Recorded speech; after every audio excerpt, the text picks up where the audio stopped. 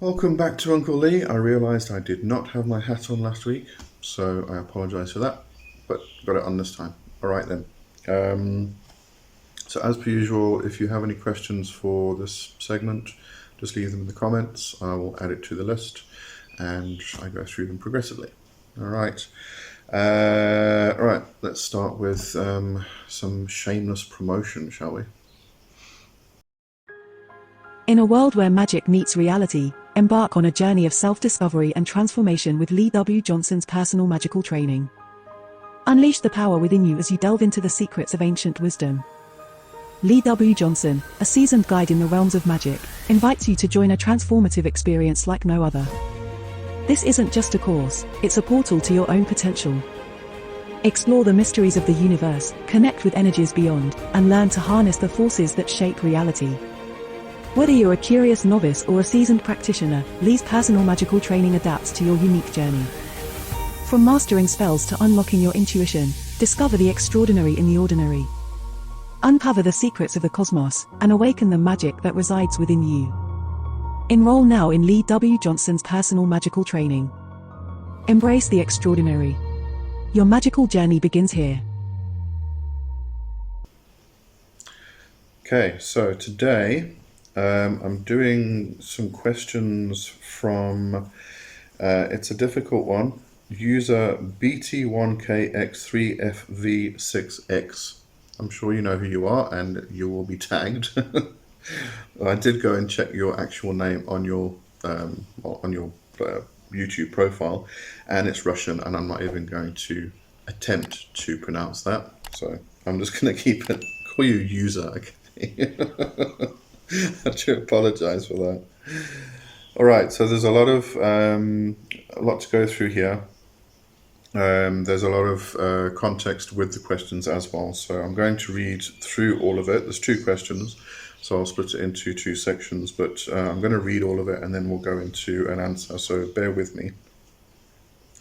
The first question. Some demonologists write about demons being commanders and being in charge of demonic military forces, legions, Gog, Mingog, Dilgog, etc.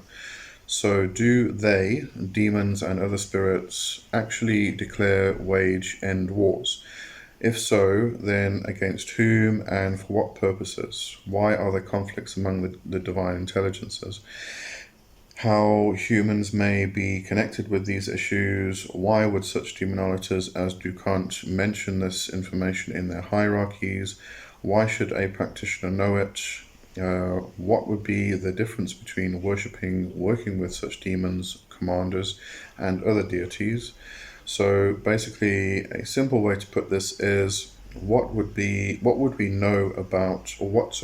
should we know about spiritual warfare and how it might influence our practices, and some context to the question. Currently, I think it is like Sutek, also Seth, Setesh, a defeating symbol of evil, chaos, and lies. Apep each night, which might be interpreted as God's cleaning the universe and trying to prevent astral parasites and harmful thought forms from breeding. I am aware some myths about gods making war against one another are basically just political, historical texts with mythological flavor. War of Troy for Greek pantheon, conflicts between two lands for Egyptian pantheon, even monotheistic Ghazawats and Crusades, wars between different branches of Christianity in Europe for that matter. The idea of ancient deities conflicting between themselves as astral spiritual realm is not one I seem to understand. Like, why would they conflict unless there is a reason transcending their age and experience? And if we break away from the external entities approach and try the idea archetype approach, it works even worse. Why would an idea need a legion? Okay, so it's kind of difficult to answer this question because we don't really actually know. What you'll find is a lot of it is mythology, and mythology is not fact. In a lot of cases, it could be considered storytelling in order to bring across a point. But it doesn't matter. I mean, it doesn't matter which pantheon you look at. There's usually a war, or was a war spoken of. We can go into the Norse deities. They fight each other all the time. The Aesir and the Vanir had a war, and they brought that pantheon together to make one. We have in the Hindu tradition, we have the Devas and the Asuras, who are at war. I'm trying to think of another one. There's several of them in the Greek pantheon. There's lots and lots of wars between the Titans and the Olympians. It was basically kind of the kids taking over the parents' role. So in that case, it's kind of like a progression from one stage to another. And when we move from one age to another age, there's usually a period of disruption. And I mean, I think we've actually just seen it ourselves. We've experienced it in the past 3-4 years, moving from this earth energy into an air energy, and that rebirth that's happened in the cosmos or in the planet itself. We've seen it. That there's been disruptions. It's been chaotic the past few years. So that can be viewed as a war. A war is destructive, but also, hopefully, at the end, something productive comes out of it. When we look at human wars, that's not always the case. But I think in this case, when we're looking mythologically, that's kind of the case. What do we need to know about it? Do we need to worry about it? I don't think we do. It's not really. I don't think it really spills over into our own practice, except in a manner of understanding those mythologies, following along, understanding the storytelling process, really. But why do they do this? As I said, could be mythological, but at the same time, when we look at those mythologies, those stories, and we look into things like the Fae, the Jinn, things like that. They have communities, they have societies, they probably barter, or they may have some kind of monetary exchange for goods and services. They have religion. They have their own gods. It's exactly the same. Well, not exactly the same, but their communities and their societies are similar to what we experience. So there's no reason why they wouldn't fight amongst themselves. They probably do have jealousies, and all such things. So it's to be expected. It's just because they are divine intelligences, they are higher beings, and things like that, doesn't mean they are removed from that situation, really. They still exist. They still, although they are part of the whole as we are, they're still individuals themselves. They have thoughts, they have feelings. So, if you've got feelings, you're going to experience those feelings in different ways. And sometimes that causes conflict. So, but how does it affect us? I don't think it really does. As I said, apart from just understanding the progress of the stories, the mythologies, the lessons that it's trying to teach us, and things like that.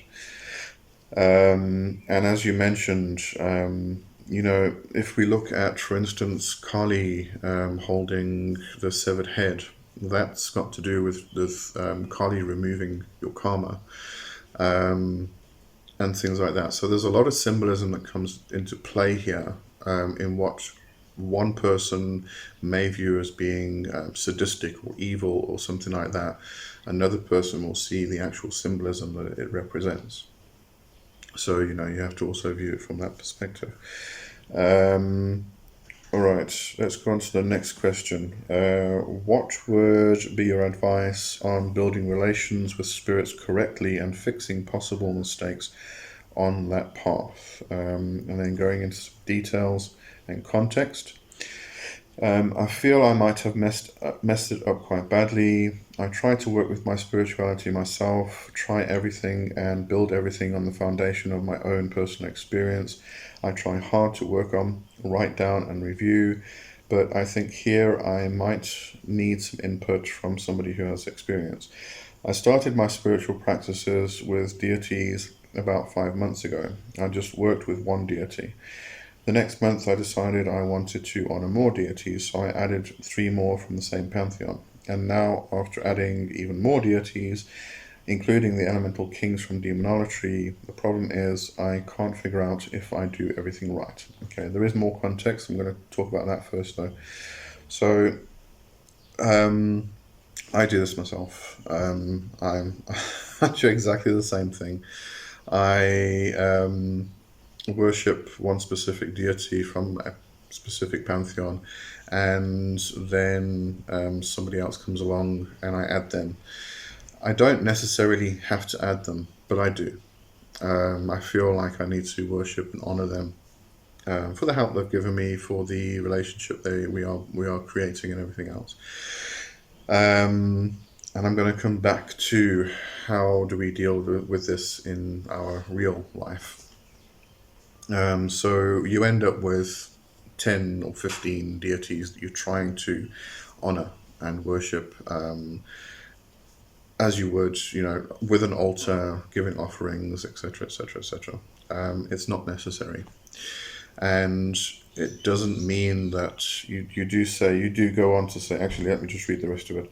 On one hand, I feel it might be too late to try and figure it out by removing spirits from my personal pantheon, from my altar spaces. I mean, I feel I would be slightly hurt if my devotee would suddenly stop making usual offerings and sending prayers, even if I am a billion years old. On the other hand, I feel I should actually find a way to discern it for multiple reasons. It might impede my practice, it might be cardinally wrong. What if I actually try all this time to work with some spirits who would like it more if I stayed away from them? And I feel fixing my mistakes and overcoming this awkwardness and fears it might breed would actually make a good offering to those whom I really should focus on. And sometimes I even feel I could be unattractive to any spirits at all, and all my practice is just me desperately trying to do something I can't excel in, and all my making offerings, praying, reading, studying, making notes, making sigils, performing rituals, meditating, sleep work are in vain. Okay, so you've got a lot of doubts, a lot of questions, and that's actually good. It really is very, very good. It means you're questioning, and if we're not questioning, we're not moving forward, not progressing. We are not expanding. So keep questioning, and doubts are also good because it makes you question. But to get back to the point, so if you are we're trying to worship a lot of demons or a lot of spirits, gods, goddesses, demons, angels, etc., all at the same time, you don't have to. What you can do is have your main god or goddess, or god and goddess, and you sort of use those as an overarching kind of energy for all of them. So if you have a god and a goddess that you particularly or are particularly connected to, and maybe you haven't found that yet, maybe it's still to come, and that's fine. Then you just change. When that particular god or that particular goddess comes through, you don't have to have that particular god or goddess at this point in time. You've only been doing it for 5 months.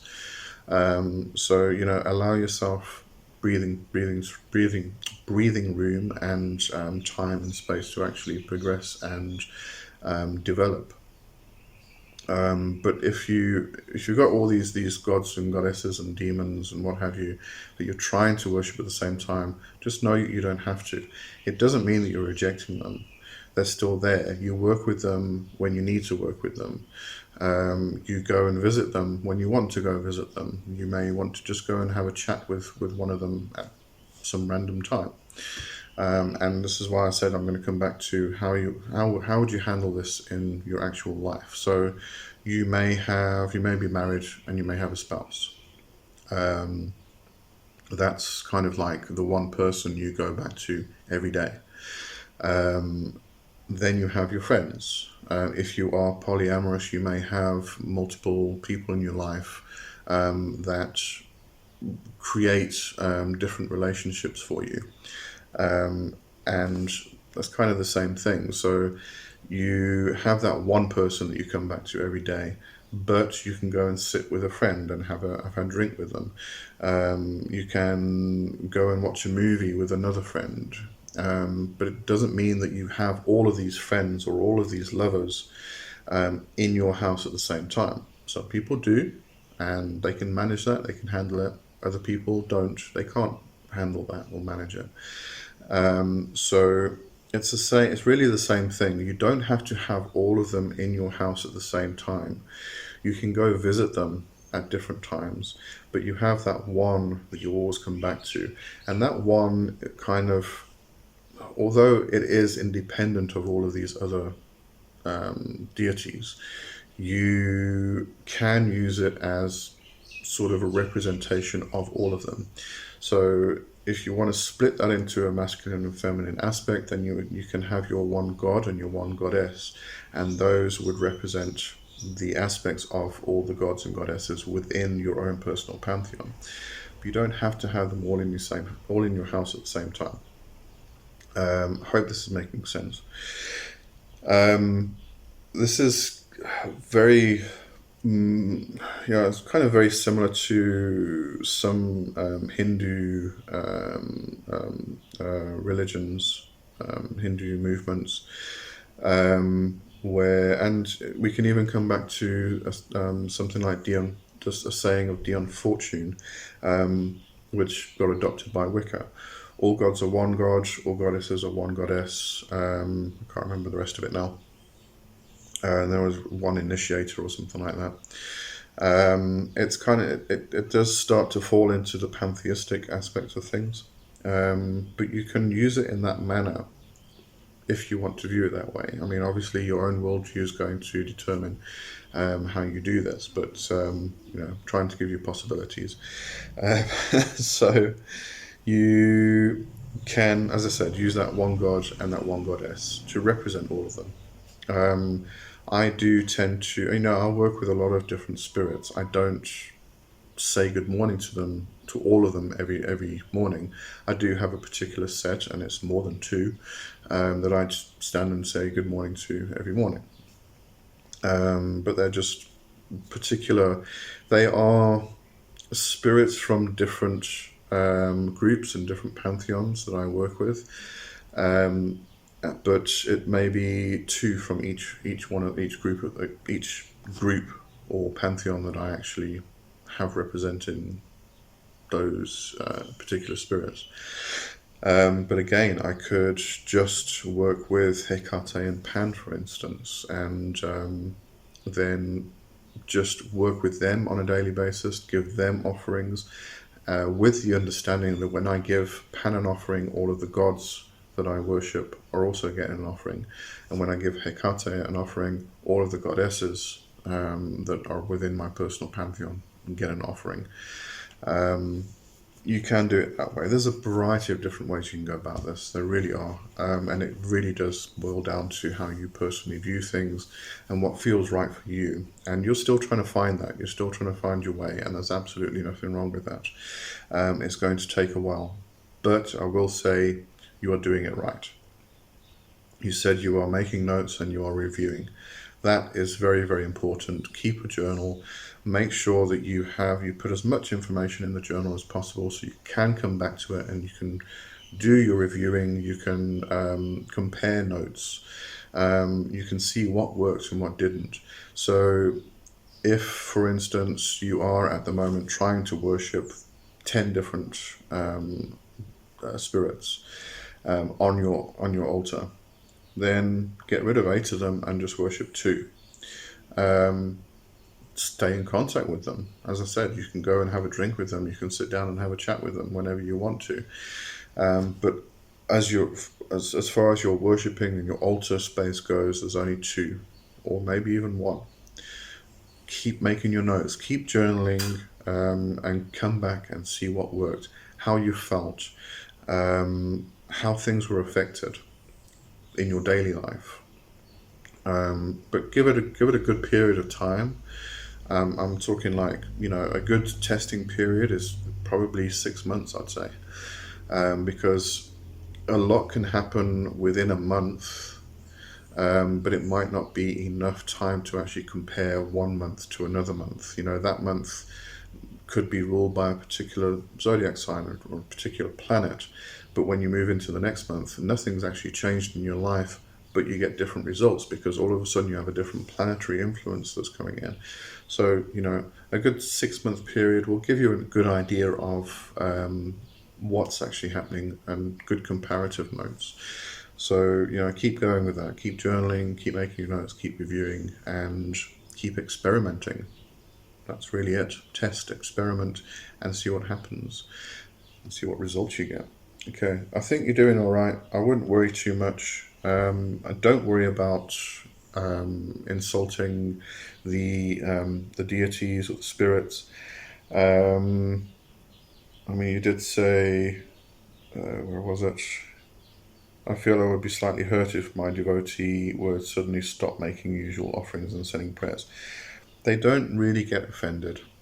Um, these are kind of eternal spirits. If you stop doing your devotions, they're not going to get offended. They're just going to move back for a while. Um, there may be a particular reason, and it may be fated why you have stopped doing your devotions toward a particular spirit. It may be that spirit was only supposed to be there for a particular period of time to put you on a particular path or teach you a particular thing. And then you stop your devotions, and that whole thing could be fated. So, you can also look at it from that perspective of, was it fated? You may not be a hard fatalist, that's fine. You may be, leaning more towards free will. But all of these things come into your own personal worldview and how you see things and how you view things. And don't forget that that's all going to keep changing through your life. It never stops changing, and it should never stop changing. If it gets fixed at any time, then you stop progressing, you stop learning, and that's kind of sad. But yeah, just carry on. I don't see any problems, really. So I hope that helps. All right, so that's it for this week. I did say I was just going to do this one, the users questions, because I thought it would be quite involved. So that's it, and I'll see you next week. Have a good one for now. Cheers, bye bye.